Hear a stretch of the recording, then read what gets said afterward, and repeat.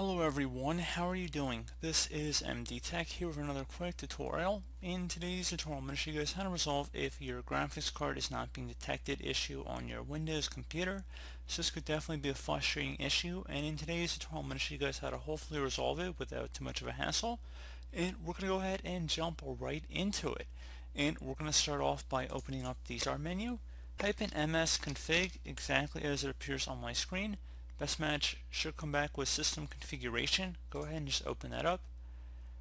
Underneath the general tab, you want to select normal startup, load all device drivers and services, and then go ahead and select OK.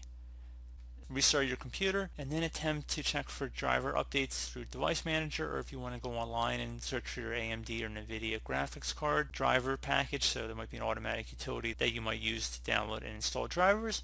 Feel free to give it a whirl, and that should be about it. So as always, thank you guys for watching this brief tutorial. Do hope I was able to help you out, and I do look forward to catching you all in the next tutorial. Goodbye.